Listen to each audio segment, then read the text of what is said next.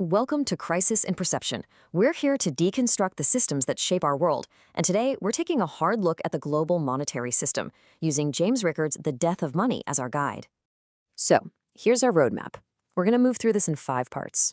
We'll start with the system itself, then look at the incentives driving it, the inevitable outcomes, and why the whole thing is like a fragile bridge built on belief. Just a heads up, this is a compressed explainer, not a summary, and definitely not advice. All right, let's get right into it. First things first, what system are we even talking about? The key thing to understand is that this whole setup isn't a natural phenomenon. Like gravity. It's a man-made institution. And as James Rickards points out, confidence is the single most indispensable element holding the entire thing together. It's all about managed belief. Okay, so if it's a system of belief, what's happening under the hood? What are the incentives that make all the key players tick? Well, this is where it gets really interesting. You have all these different actors with their own goals. States want flexibility, right? So they use inflation to deal with their debt. Banks want safety nets, so they get bailouts and use models that hide just how much leverage they're using. Central banks need to know what's going on, but by managing markets, they actually distort the very signals they need to read. And all this time, you have rival powers looking at this and thinking, hey, maybe we can put some pressure on the dollar and get a leg up. So when you mix all those conflicting incentives together, you don't just get random chaos, you get predictable structural results. And here's the kicker. Things like market crashes and financial warfare aren't bugs in the system, they're features. When you can't trust the price of anything, and when risk is hiding in a derivatives market worth more than 9 times the entire planet's GDP, well, it means that one small shock can spread like wildfire. Finance itself becomes just another battlefield.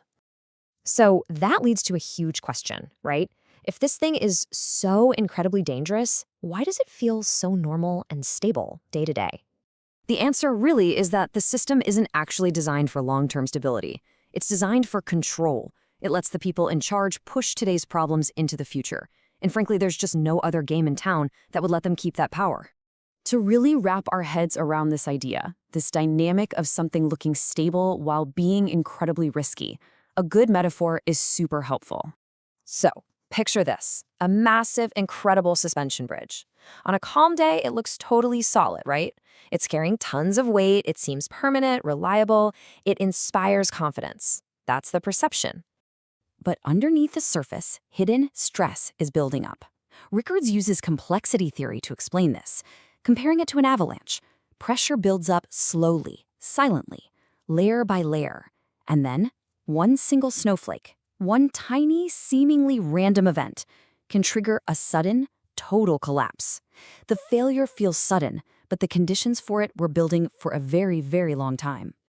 And this brings us right to the heart of the matter, the core idea of this entire analysis, the geopolitics of belief.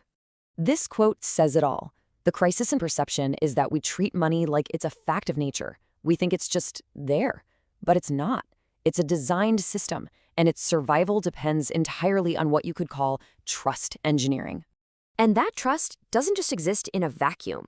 It is deeply, deeply tangled up with the global balance of power, with the security of our digital payment systems, and with our faith in the legitimacy of the big institutions that run the show, like the Fed and the IMF. So we're left with one final structural question to think about. In a system built entirely on confidence, what happens when people start to doubt? What's the true cost of that doubt? Crisis in Perception examines how systems shape belief and how better tools help us see clearly. This project is free and publicly accessible. If you'd like to support the time, tools, and research behind Crisis in Perception, you can become a supporter on Patreon. For a longer audio-based analysis of this topic, see the deep dive linked in the description. And if you enjoyed this kind of systems-level analysis, please like, subscribe, and comment with books or topics you'd like us to explore next.